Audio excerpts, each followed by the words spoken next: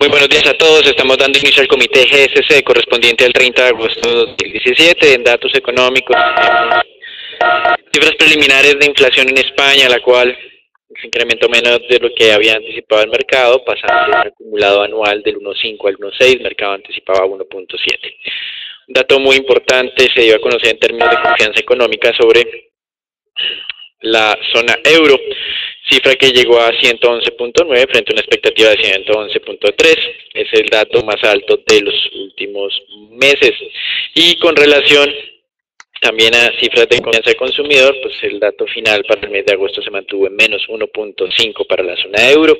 Hoy, declaraciones de un miembro del Banco de Inglaterra, y también pues ya se ha dado a conocer algunas cifras en los Estados Unidos, como lo son el dato de generación de empleo privado, 237.000 puestos de trabajo, superando la expectativa que tenía el mercado a 185.000. Revisión de cifra de PIB de segundo trimestre del año en Estados Unidos, donde se esperaba que solo fuera del 2,6 al 2,7, fue de 3%, es decir, superando esas expectativas. Y también los datos del PCE en Estados Unidos, precios de una canasta más amplia de productos estables en 0.9%. En los Estados Unidos hay algunos otros datos de interés, como las declaraciones del gobernador de la Fed, Powell, y por otro lado tenemos cifras de inventarios de petróleo que más adelante Agustín ampliará información sobre este aspecto.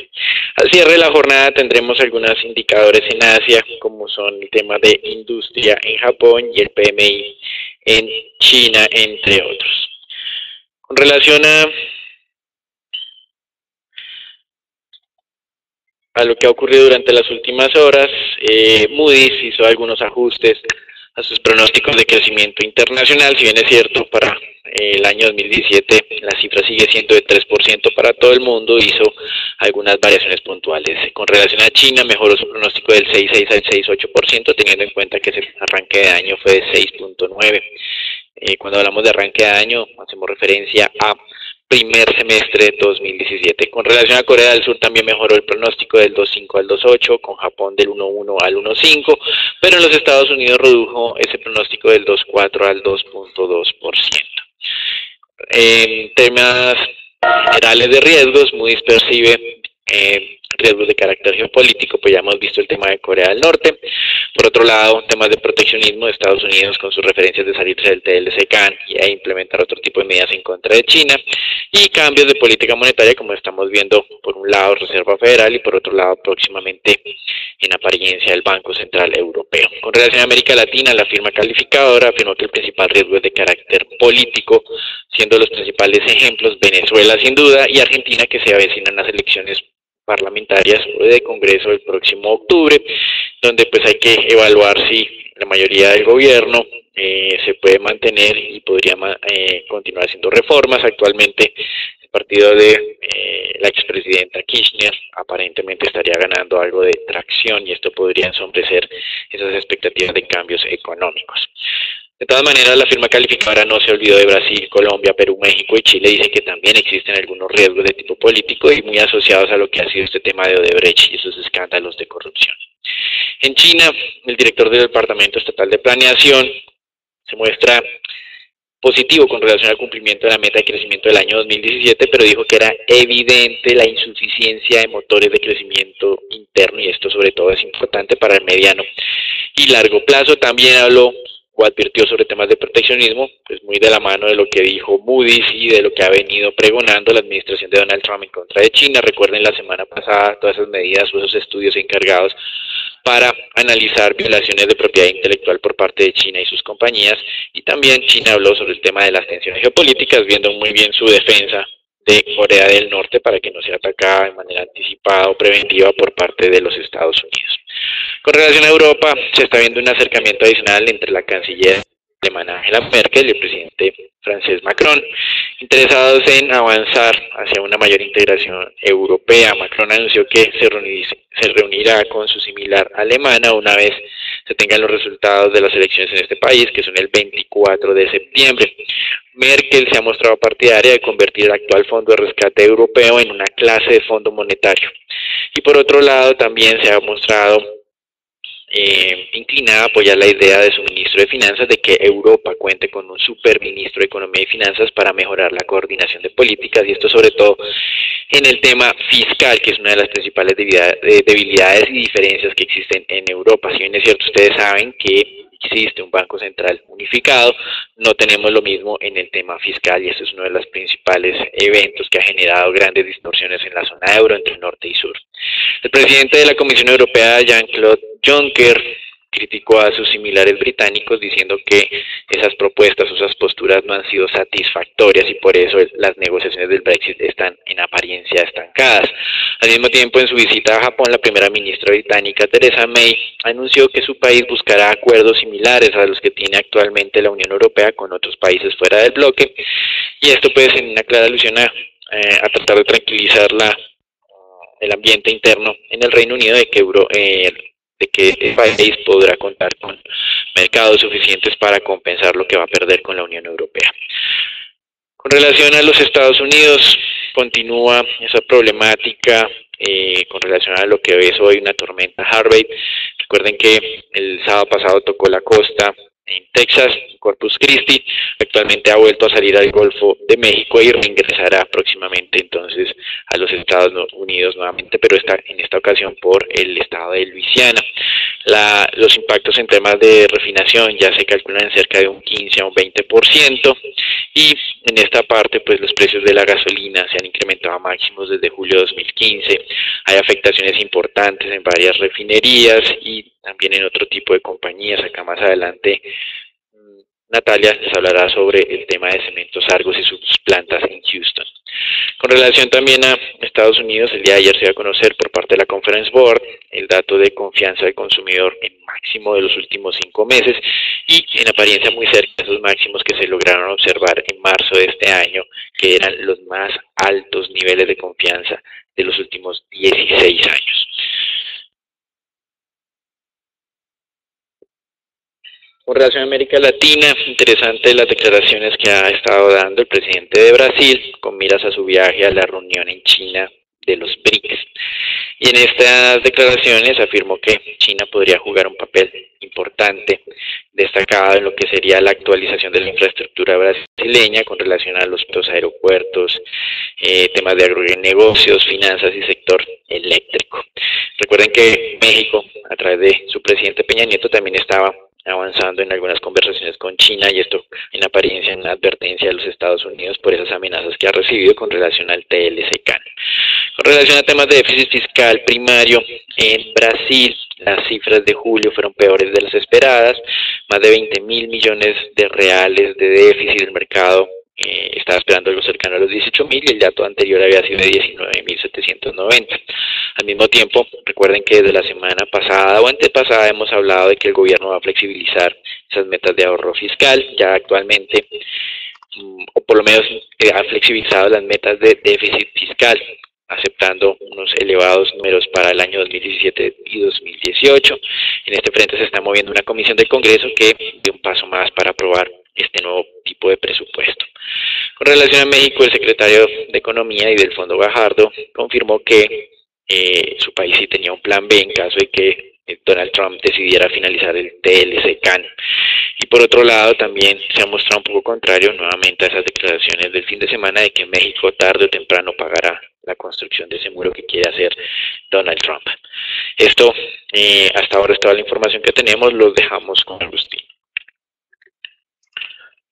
Bien, ustedes pueden observar esta mañana un mapa principalmente verde después de las declaraciones realizadas esta madrugada por Kim Jong cuando manifestaba y argumentaba que el misil había sido disparado el fin de semana en protesta por los ejercicios militares anuales entre Estados Unidos y Corea del Sur. Y les recuerdo que Corea del Sur pues el día lunes habría realizado alguna demostración de fuerza con sus aviones militares.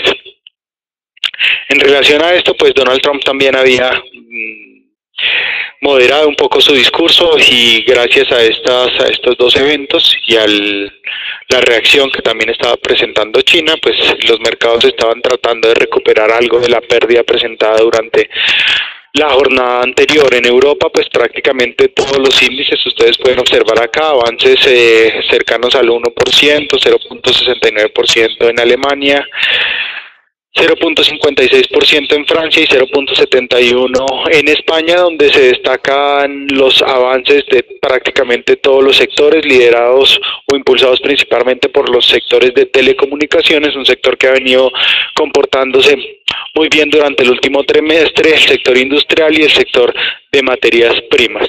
El sector de biotecnología, un sector que hemos venido monitoreando con algo de cautela, ya que se han presentado avances significativos durante los últimos 4 trimestres, continúa con este buen desempeño. En el índice Standard & Poor's, pues simplemente recordarles que continuamos observando ese desempeño en la zona y en el rango que ahora es 2.420 en la parte inferior o zona de soporte, y en la parte superior la ruptura potencial de los 2.460 puntos. Nos encontramos y continuamos con esa visión de cautela, de toma de posiciones largas. Ustedes pueden observar que el mercado se encuentra totalmente plano y con alta volatilidad, lo que es denominado como un choppy market, y entonces estamos esperando no solamente la medida de disminución de volatilidad de precio de las acciones a nivel global, sino también una definición de tendencia por fuera de este rango para poder entregar una recomendación más contundente. El mercado mundial de divisas, en línea con el desempeño y la disminución de ese temor frente a las tensiones de Corea del Sur y Estados Unidos, estamos viendo hoy un dólar que se recupera por primera vez después de varias jornadas de pérdida. Goldman Sachs habría manifestado durante esta madrugada en un informe a sus clientes que encontraba el dólar en una posición muy activa, ya que esas fuertes valorizaciones que se habrían presentado durante el último semestre pues generarían no estarían presentando una buena zona de compra, algo que ha sido tomado por los inversionistas, una recomendación que ha sido tomada por los inversionistas de manera inmediata, y entonces ustedes pueden observar gran cantidad de divisas perdiendo terreno esta mañana contra el dólar. Simplemente se destaca la pérdida que está presentando el yen japonés, moneda que había sido tomado como refugio durante la jornada anterior, cerca de 0.43%, y en el lado positivo esta mañana estamos viendo cómo el rublo ruso presenta por primera vez en varias jornadas un desempeño favorable de 0.52%.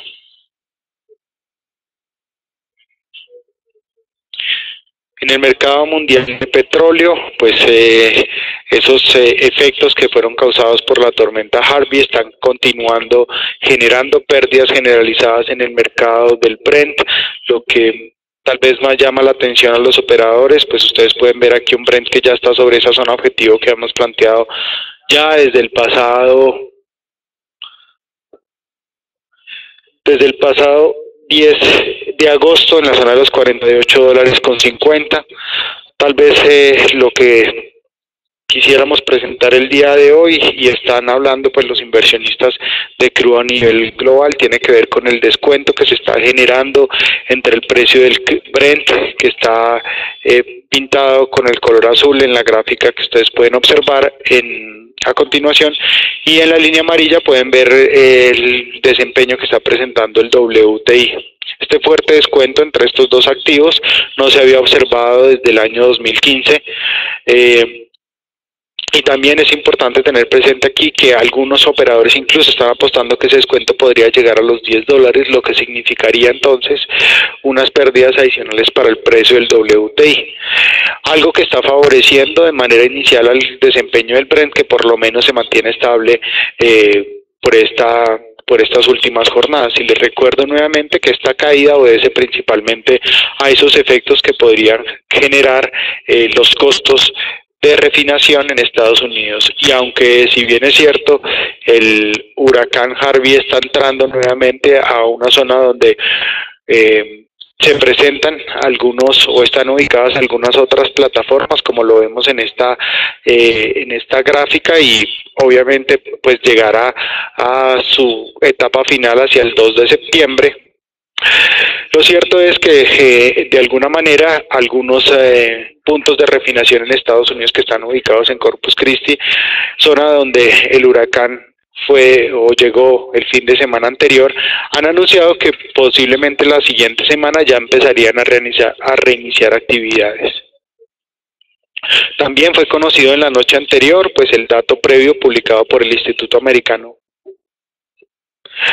por el dato, por el Instituto Americano de Petróleo, esta entidad que se encarga de manera particular de hacer una estimación sobre el dato oficial que será dado a conocer sobre las 9:30 de la mañana, referente a los inventarios de crudo en Estados Unidos. Pues bien, ellos publicaron durante la tarde anterior que se había presentado una disminución de 5.7 millones de barriles, algo que va en línea con lo que hemos observado durante los últimos meses. Sin embargo, fíjense ustedes que a pesar de ser un dato que pareciera ser muy positivo, pues el mercado desafortunadamente no lo ha tomado de esta manera, razón por la cual entonces hay que tomar particular cautela, porque el mercado también espera una reducción de cerca de 1.7 millones de barriles. Nuestra estimación es un poco más optimista que la del mercado, en 3.5 millones de barriles. Pero pues por el dato previo de 5.7 y teniendo en cuenta también que el mercado está muy pendiente de lo que ocurra con la gasolina, cualquier dato entonces por encima de 5.7 millones de barriles negativo podría entonces generar aún mayores pérdidas en los precios del crudo.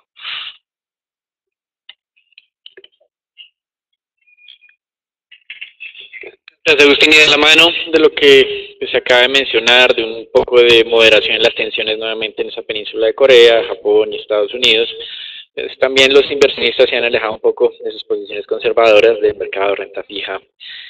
Un ejemplo claro son las tasas de tesoros a 10 años. El día de ayer hablamos de tasas cercanas al 2.10, 2.09, actualmente estamos a niveles del 2.14, 2.15%. Por lo tanto, pues hoy ver simplemente las declaraciones del gobernador de la Reserva Federal, Jerome Powell, y pues al mismo tiempo seguir muy las consecuencias que tendrían estos buenos datos de mercado laboral en los Estados Unidos. Recuerden la sorpresa favorable de generación de empleo, 237.000 puestos de trabajo, y esto sobre todo con miras a lo que sería el dato del día viernes, el dato oficial. Hasta aquí lo que ha sido el informe internacional. Damos entrada al reporte Colombia, donde hay pues, dos eventos relevantes. El primero de ellos tiene que ver con la actualización de la tasa máxima remuneratoria, conocida coloquialmente como la tasa de usura, en la que se va a iniciar a hacer este tipo de proceso de manera mensual. De todas maneras, el ministro de Hacienda ha afirmado que esto es muy bueno para transmitir la política monetaria de una manera más acelerada y que los costos de los créditos desciendan de una manera más rápida. Sin embargo, varios analistas y gremios dicen que los impactos van a ser muy leves con relación a este cambio, más es un tema de carácter político, de imagen, que de sustancia como tal. Y continuamos con lo que ha sido el caso del laudo arbitral que perdieron Movistar y Telefónica en contra del gobierno colombiano por no haber reversado los equipos al finalizar el contrato cerca del año 2003, o ese primer contrato cuando llegó la telefonía móvil a Colombia. Recuerden que ese laudo arbitral cifraba el costo del mismo en cerca de 4.7 billones de pesos, 3.1 que deben ser pagados por Movistar y 1.6 por cuenta de Telefónica. La preocupación es que en el mismo tiempo se estaba trabajando en un proceso de capitalización de una compañía que se llama Colombia Telecomunicaciones, que es la filial de Telefónica en Colombia y donde es socio el gobierno colombiano con cerca del 32.5%. También se estaba hablando de una capitalización cercana a los 4 billones de pesos, y esto para hacer un pago o para hacer un pago anticipado de un pasivo pensional que había asumido esta compañía, y eran los pasivos pensionales relacionados con Telecom, una antigua compañía estatal de telecomunicaciones. Este laudo arbitral se temía entonces que frenara ese proceso de capitalización, que quedara en veremos esta compañía, pero ya el día de ayer se iba a conocer varios hechos. El primero de ellos por el lado de Movistar, de Claro más bien, anunciando que ya había desembolsado los cerca de 3.1 billones de pesos, esto es más o menos 1.800 millones de dólares de ese laudo arbitral, aunque de todas maneras se reservaba su derecho para utilizar o recurrir a todas las instancias, ya sean locales e internacionales, para recuperar esos dineros. Y por otro lado, Telefónica España también pues está en ese proceso de hacer el pago del laudo por cerca de 472 millones de euros, 1.600 millones de pesos, 1.6 billones de pesos, y también hacer la capitalización de la compañía por cerca de 1.37 billones de euros. Esto en cierta medida puede estar explicando la dinámica del dólar durante las últimas jornadas, que mientras que el petróleo descendía, el dólar también lo hacía de manera contrafactual. Sin embargo, este es un evento de una sola vez, y de aquí en adelante, cuando pase el tema del pago del laudo arbitral, reincorporará pues esa tendencia que esperamos sea un poco al alza si el precio del petróleo no se recupera. Eso es todo por ahora. Los dejamos con Natalia. Buen día para todos. Varias noticias de carácter corporativo. La primera de ellas tiene que ver con Ecopetrol.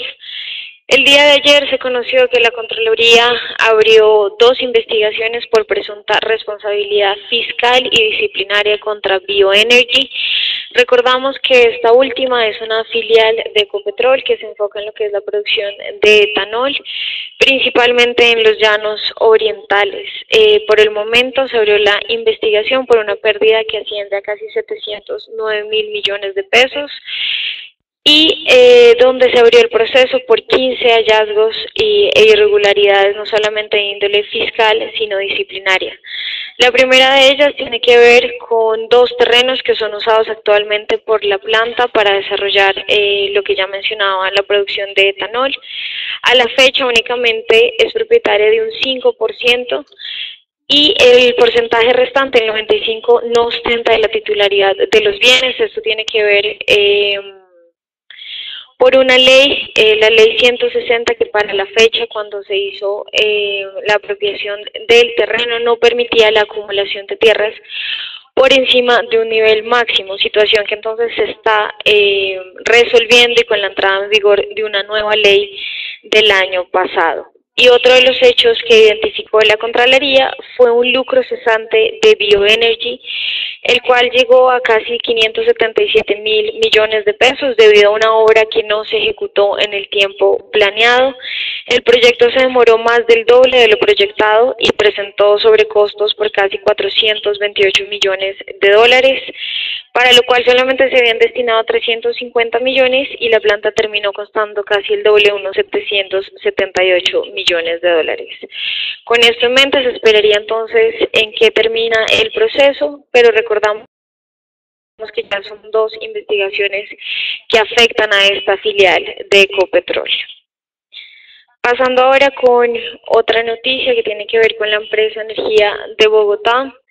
El día de ayer Moody's reafirmó la calificación crediticia de la filial del Grupo Transportador de Gas Internacional, TGI, AA3, correspondiente a un grado de inversión con una perspectiva estable. Dentro de la calificación se destaca el buen desempeño que tiene la filial de EBE en Colombia con relación al transporte de gas natural y como se ha venido observando durante los últimos trimestres, una menor exposición de los ingresos a los volúmenes transportados de gas natural.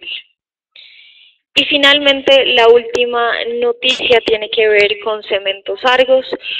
Como ya hemos visto en relación con el huracán Harvey que ha impactado la costa de Estados Unidos, la cimentera el día de ayer se pronunció frente a la Superintendencia Financiera, estableciendo que Argos tiene una presencia en Houston con 18 plantas de concreto y es propietaria de un terminal marítimo también en esta región, que representaría entonces un 6% del total de plantas que tiene Cementos Argos en Estados Unidos. Por el momento todas ellas permanecen cerradas y una vez las condiciones ya climáticas y de seguridad lo permitan, serán abiertas una vez más y los daños totales serán evaluados. Esto podría entonces llegar a impactar lo que son los resultados del tercer trimestre, no solamente en cuanto a los volúmenes producidos de esta región, que es bastante importante en cuanto a la producción de Estados Unidos, sino también en los gastos de reaseguramiento que podrían entonces surgir de este desastre natural. Pasando ahora con el análisis técnico del mercado local, vemos como el índice Colcap cerró sobre los 1.472 puntos el día de ayer y tenemos una apertura positiva sobre los 1.476 puntos. Se mantiene entonces dentro del rango de negociación que ya hemos mencionado reiteradamente durante los últimos comités entre los 1450 y los 1480 puntos. Las dos zonas serían los niveles a monitorear para confirmar entonces la tendencia que podría llegar a seguir el índice. Pasando ahora con la acción preferencial de Bancolombia, tuvo uno de los mejores avances en la jornada de ayer con un 1,41%. Como vemos, a pesar de que el indicador ha marcado un posible agotamiento de la tendencia positiva, se mantiene esta leve recuperación, ya atacando uno de los niveles de resistencia importantes para la acción sobre los 33.000 pesos, lo cual podría darle el impulso para continuar con la tendencia positiva e encaminarse una vez más al nivel máximo que observamos para finales de junio sobre los 34.000 pesos. Y finalmente la acción de Éxito cerró sobre los 15.140 pesos. Como vemos, ha mantenido un movimiento relativamente estable durante casi todo el año y durante las últimas semanas aún más dentro del rango de negociación de los 15.000 a los 15.500 pesos. Este último nivel sería la resistencia a atacar para confirmar totalmente la continuación de la tendencia, pero recordamos que la tendencia para el largo plazo continúa siendo positiva y nuestra recomendación de compra tiene un precio objetivo de los 16.000 pesos.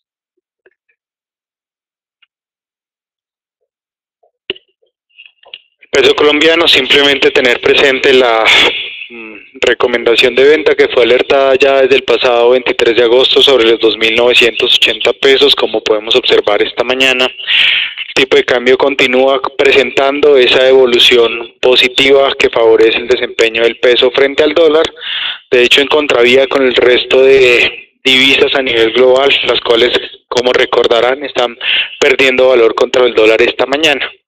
La situación fundamental, pues ya Daniel la mencionó anteriormente. Por esa razón, pues nuevamente cautela sobre esa zona de 2.900 pesos que vuelve a consolidarse como una zona de soporte, y en la parte alta cualquier ruptura o consolidación arriba de 2.948 pesos podría generar un cambio de tendencia. En los títulos de deuda pública del 2024, simplemente destacar el comportamiento que continúa presentándose sobre esa zona del 6.36%. Ustedes pueden observar que prácticamente no hemos tenido gran movimiento durante las dos últimas jornadas. En este momento tan solo se han transado cerca de 74.000 millones de pesos, un monto totalmente relevante para un mercado tan grande. Esperaríamos entonces observar mayor evolución de estos títulos hacia adelante. Por ahora entonces, si el rango continúa, deberíamos establecer algún tipo de canal más adelante para poder entonces establecer o tratar de predecir el comportamiento de estos títulos en las próximas jornadas. Eso es todo por asistir al comité, esto es todo por el día de hoy. Gracias por asistir al comité diario GSC.